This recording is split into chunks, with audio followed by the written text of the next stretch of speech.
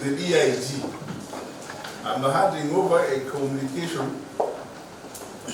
which he uses to command the whole country. This one here. Then I'm handing over the key to the office. And they're going to configure your tabs. And I'm handing over a secretary.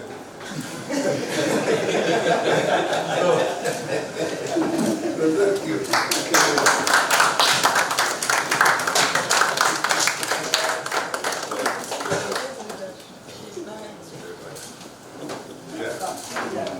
Unless there is something else, I would like to thank everyone here.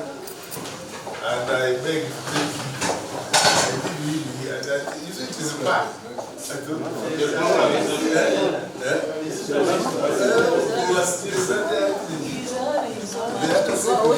So I'm saying the Deputy IGP, the Chief of Joint Staff, Directors and other senior officers, the Undersecretary, distinguished guests, and this is for our pressing need. So you are part of the guests, ladies and gentlemen. I mean, used to say under gentlemen, but I'm saying and. Differentiate it. Now, on the 2nd of January this year, I made a service record of 36 years in the Uganda Police Force, having joined the institution on the 2nd of January 1988. And I think we reported in the Abbas.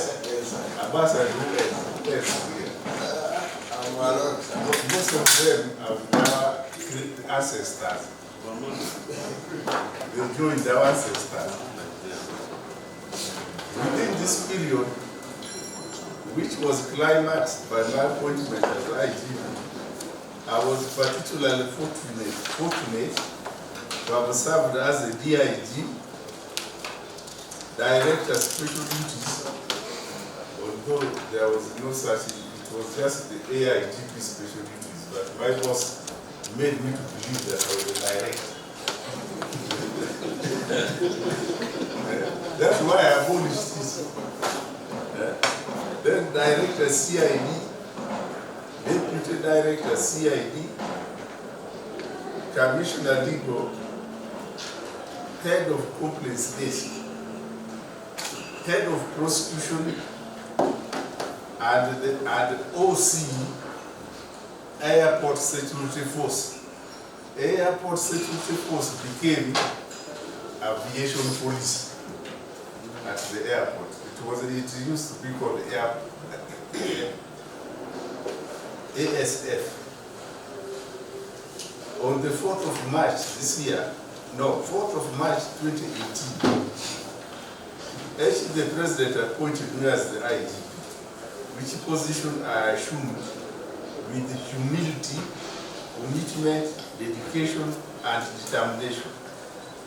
3 years after my appointment, the President extended my tour of duty for another 3 years, which ends today. Actually, it ends. It began from midnight.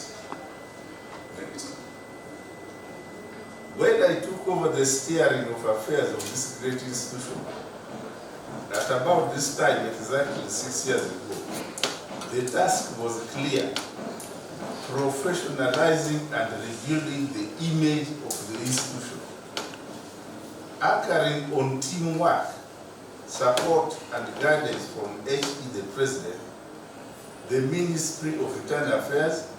We were able to register numerous achievements in policing, as well as creating a general atmosphere of calmness, togetherness, and a sense of belonging we are witnessing today. We have a sense of belonging. The numerous achievements spelled out in my handover report, this report here, and I'm told all directors have them. Anyway, it is good we don't have, because they have not signed it. But once we sign it, then each one is going to get it.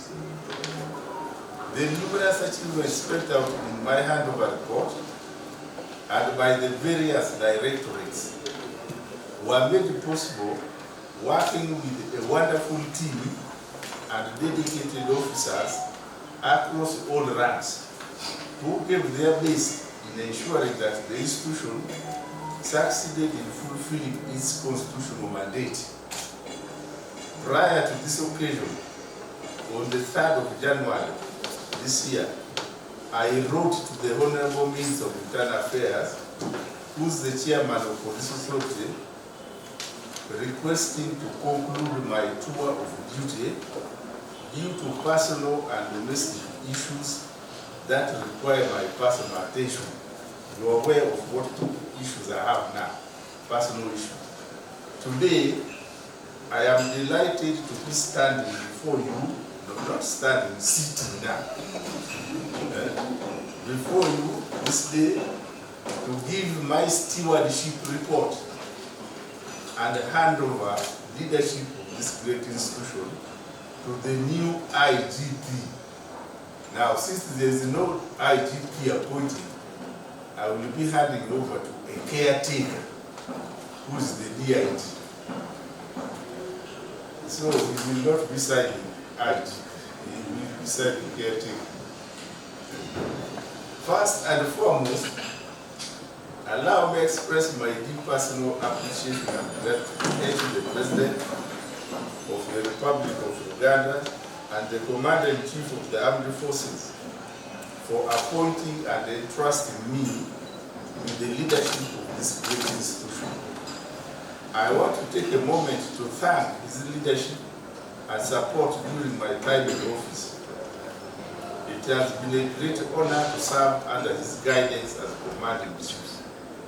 His vision for a safer and more secure Uganda, devoid of violence and crime, has been inspirational not only to me alone, but other police officers as well. Distinguished friends, I also want to deeply thank the Uganda Police Authority under the able leadership of the Honorable Minister of Internal Affairs for its skillful efforts in supervising and guiding the police management over the past 6 years. To my fellow current service chiefs, our predecessors, serving and retired police officers across all ranks and designations, civilian staff working with the Uganda Police, and other officers working with sister security agencies over and over again, I say a big thank you to all for your time, resources, and contribution in securing our country during my term of service. I had a great team of policy advisory committee members, that is PAC, that have chaired for the past 6 years. Indeed, they have been great in fulfilling the assignments accorded to them by the Police Council. To the committee heads, you were wonderful and gave your best. I appreciate you all. Who are the committee heads here? Who are chairpersons of committees? Yes, those are the ones I appreciate. And yes, you clap to yourself, really. As General Moses said. Now, similarly, I applaud the Police Council delegates that have chaired for the same period. They all came out, attended meetings, made good presentations, deliberations, and gave their time whenever required. Consequently, and working as a team, we were able to review the forces policies, assess implementation levels, and formulated strategies to overcome the dynamic policing demands of the ever-changing environment. To the PAC and Police Council members and delegates, I say a big thank you once again. I want to thank the development partners and the other several stakeholders in fighting crime, that include, among others, JILOS, Parliament, Uganda Human Rights Commission, Media Fraternity, and all the people of Uganda for your cooperation and support. We truly value your contribution and thanks for praising us when we needed to be praised, and thanks for criticizing us when we needed to be criticized. Countless thanks to my family for their understanding and support throughout my service in the Uganda Police Force. Distinguished members of FAC, not all institutional challenges could be solved in the 6 years of my tenure. Therefore, there are other unfinished critical issues that hinder professional policing which the new administration can accomplish. Some are outlined in this handover report. So, ladies and gentlemen, when you get this report, you read it. It is very fruitful, this report here. Finally, as I step into the next chapter of my life, of course not being an LC1 chairman, I carry with me the fond memories of our accomplishments. May the Uganda Police Force continue to be a beacon of excellence and a force for positive change in the enforcement of law and order. To my successor and the incoming team, congratulations to you all. I wish you monumental success as you steer this institution to another level. I say goodbye to everyone and to receive the instruments so far for and above of whoever will be appointed as IGP. So, for record purposes, this is I received the instrument as a matter of custom. In which case, at that function, I don't know whether somebody will come back and handle. Oh. No, but keep praying that is you. Oh, I'll be the one to handle. No, it is you. You will handle.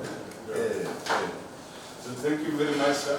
I want to thank you individually and also on behalf of these gallant members of PAC for your rental and the mentorship you have extended to all of us. But personally, since I came into police, I've benefited a lot from your guidance, almost on a daily basis, which has enabled me to steer through the activities which I was not used to begin with. But you made it so comfortable for me. And this one, I will tenderly give you. Thank you. On behalf of PAC, You see, at least for him, when I had Jerusalem preaching, he was calling suspects enemies. And Louis. But I said, no, but he has never called suspects. Okay. So, sir, on behalf of members of PAC, again, I would like to thank you. As the chair of Police Council, as the chair of PAC, you have always guided us, because you are an encyclopedia as far as the procedure police is concerned. You would always guide us on which procedure to take, what are the standing orders here. So your guidance has been very good. And on this one, I want you members to thank you again. Your guidance has enabled us to perform. Your guidance has enabled the country to live peacefully. And I'm sure everybody in this country will appreciate it. I'm sure all of us really are happy that you have served. You've not, I'm sure you've never signed a warning.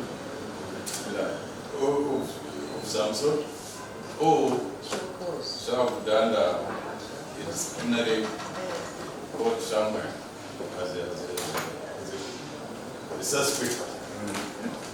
So that one, you know, as a public servant, if you walk out of public service without some of these things, you need to thank God, and I think we should thank God for you. So, sir, we are again eternally happy, and we shall always consult you anytime, any hour of the day. So don't get tired of us. We shall always call you wherever you be to seek your guidance, because this one is a very, this institution is very big, and it needs a memory like yours to guide us in whatever capacity we will be serving, so that we push this country and this institution further. So, sir, we indeed assure you that what you have left, where you have left us, we shall continue to struggle and push this country and this institution to further heights.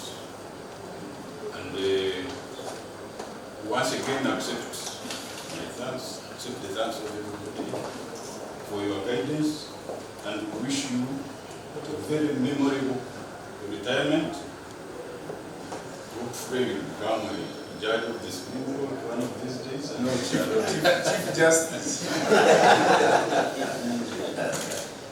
Once again, sir, we need, on a very unhappy note, we continue condoling with you on the demise of your late father, and we wish you strength, you and the family, to go through this difficult moment in which I think all of us will join you, possible on Saturday, to say farewell to our old days. I say all this for God and man.